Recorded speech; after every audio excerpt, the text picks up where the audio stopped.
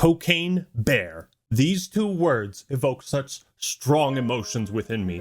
This is a film that I dare say brought me to tears. I couldn't stop thinking of Dwight Schrute as I watched it, knowing that somewhere he was smiling down upon us. So what is Cocaine Bear? Well, if you have to ask the question, then I'm not sure this film is for you. Imagine, if you will, a harmless black bear sitting in the forests of Tennessee. She has no concept of time, no job, but a family to take care of. Little does this mama bear realize that she is about to become the most hyper-lethal apex predator on the planet. And enter the Twilight Zone.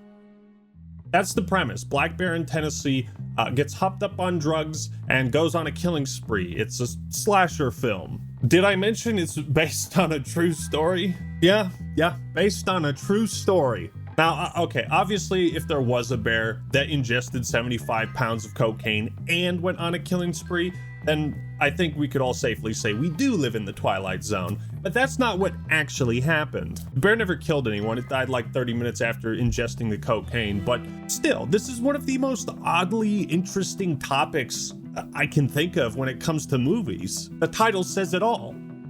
Cocaine Bear. I just can't wait for Meth Gator, you know? After Birdemic, the number of bad B movies based around animals as the main villain, there's not enough of those, you know? I'd also like to point out that when adjusting the cost of the cocaine for inflation, it ate $55.6 million worth of coke.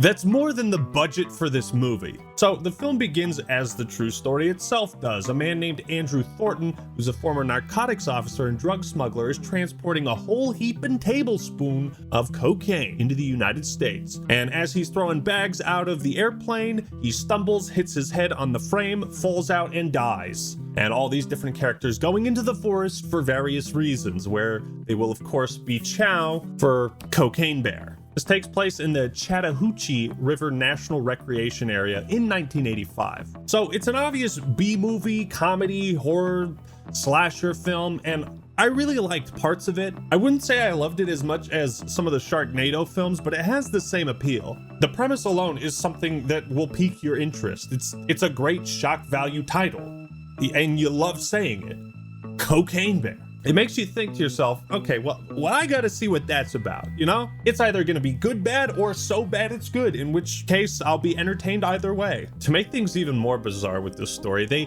actually taxidermied the bear itself and put it on display in Kentucky. Pablo Escobar.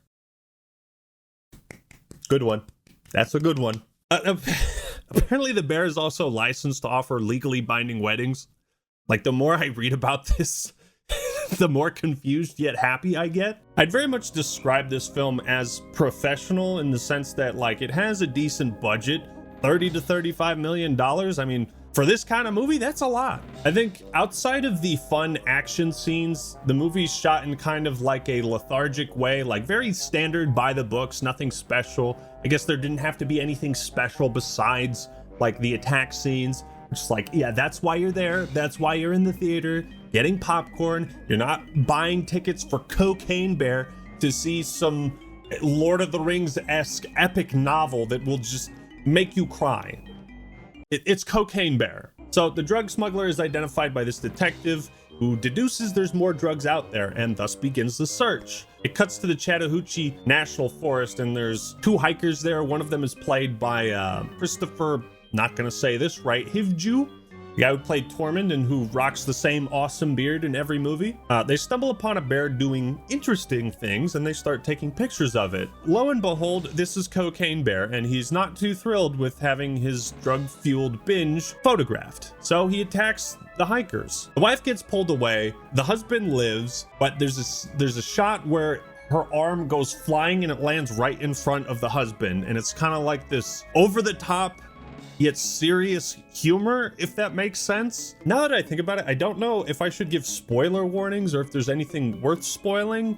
Like, the movie really is as self-explanatory as its title. There are some good gags and funny B-movie moments that I think you'll want to see yourself. What really impressed me was the CGI of the bear. I think it was fantastic, and upon looking into it, that's where the majority of the budget went, which kind of explains why the other parts of the movie are kind of boring, but it's like that's the main attraction of the film is the bear and what it's going to do and how it looks and all the powder that's on its face and blood and guts. You know, that's where the film needed to excel. That was the only thing it really needed to do, because that's pretty much the only thing people wanted from it. And I think they succeed at just making the bear a presence on screen, right? They're able to have the bear show emotion in a way that feels natural, if that makes sense. Like, I don't know what natural facial expressions animals have after ingesting 75 pounds of cocaine, but I imagine it's, you know, something like what was in the movie. So if you disconnect from the premise, the bear is actually pretty terrifying, the way it's presented and the way it moves and how it stalks some of the characters and attacks them, right? There's a scene where a bear's chasing a kid up the tree, but the bear is going real slow, I think because watching a bear maul a child might go a little too far. But then it smells cocaine residue on a guy who's in another tree, and it sprints down and sprints up the other tree, and it does that hella fast. And it's scary. It starts tearing the man apart, and the special effects and gore, I think, were pretty good. They made me uncomfortable, which is a compliment because I don't like realistic gore or seeing blood and guts. The bear also doesn't ever do anything like too outlandish. You know, it never picks up a banjo and starts like ding, ding, ding, ding, ding, ding. Never does anything like cartoony. So the film kind of plays out with a straight face. Almost like the filmmakers genuinely asked themselves, what would this bear do? What would it look like in this scenario? So there's a decent cast of characters. Most of the acting is pretty good. There's two kids that get lost in the forest, a mom that goes looking for them. The kids find a brick of coke, and as kids do, they dare each other to eat it. There's a couple low-level drug dealers in search of the coke for easy money. One of them is played by Ice Cube's son. I think the casting was pretty good. The only person I felt acting wasn't that great was O'Shea Jackson Jr. I don't know, he's just kind of flat. I felt impressed by the child actors because they were irritating like real children, but in a way that's relatable to what I was like as a kid. For what Cocaine Bear is trying to be, I think it does a pretty good job. I'd like to read a part of the Wikipedia description for this movie's plot, just to give you an idea, okay? The bear attacks, sending Peter stumbling through a pile of cocaine and slashing Liz in the process. Attracted to a cocaine-coated Peter, the bear kills him, ignoring Henry. Like, I don't even know what kind of jokes I can make. I think the plot does that itself. I think overall the technical aspects are solid. The acting is decent. However, I feel that Cocaine Bear doesn't play into its strengths enough. When films are trying to be bad funny, it's very difficult to nail that humor. It either works or it really doesn't. Go, go, go, go, go, go, go. This is some good shit. A chocolate river.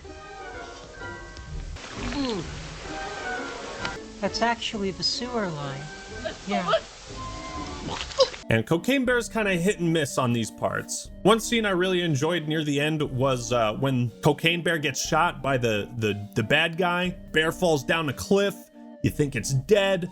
All hope is lost. It's the darkest moment in the film. You think you feel a tear coming down your cheek, and a brick of cocaine falls down. It hits the cliffside, explodes, and this mist, this powder, floats towards the bear. It comes across its nose, and like being wished back alive by the Dragon Balls, the bear is revived.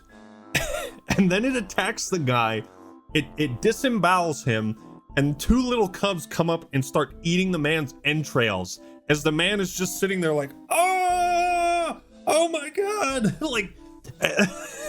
Like the cubs are eating the entrails and the man is still alive watching it. That was the best like gag in the film. You know, like that scene was very poetic. Some of the humor is a bit more subtle, and it took me some time after the film to process it, but it only became funny after I was talking about the film with another person. Okay, so the detective is looking for cocaine on top of a gazebo, and he climbs up there, he gets a package of it, but he can't climb down. And then the drug dealers come in, there's like a little standoff scene.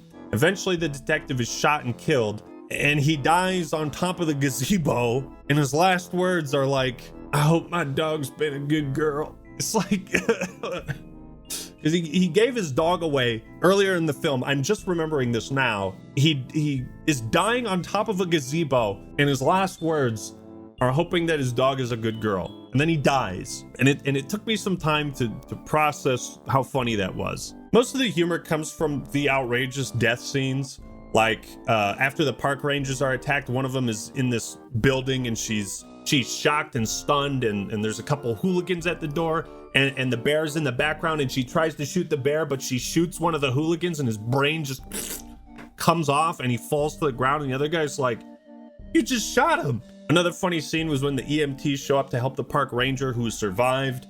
The bear charges the ambulance as they drive away, desperately trying to escape. It jumps in the back, it kills one of the medics, and the park ranger is on a stretcher, and she falls out, and she's face down, sliding across the pavement for like 100 feet to her death. It's a death scene straight out of South Park, and it's executed well. Like, it's a good stunt. It looks real, and you almost forget how ludicrous of a movie you're watching. I also don't know how to feel about the amount of screen time the bear got, because like, you don't want to have a movie where it's just a bunch of nameless characters nobody gives a shit about getting killed off, like Alien versus Predator. At the same time, they can't have the bear on screen all the time, because then it's not scary and that drains the budget. I just think there's a bit too many shots where the bear begins to attack someone, and then right as that happens, it cuts away. Like, the climax is great, but the way it ends is pretty uneventful. But again, we're talking about Cocaine Bear. So in conclusion, for what it's trying to be, Cocaine Bear is a pretty awesome movie. If you like B movies, if you like horror, if you just want to see something ridiculous and so far out there, go see Cocaine Bear. I would recommend it. I think the marketing did a lot of heavy lifting, as well as the title. I think it will entertain you if you're like me and you enjoy shitpost, because this is Shitpost the movie, Cocaine Bear. So thank you all for watching. Hope you enjoyed the video. Leave a like if you did, and subscribe to the Act Man for more awesome content, or Act Man TV, depending on where this video ends up being posted. All right, everyone, that's all I got for today. This is the Cocaine Man signing out. Peace.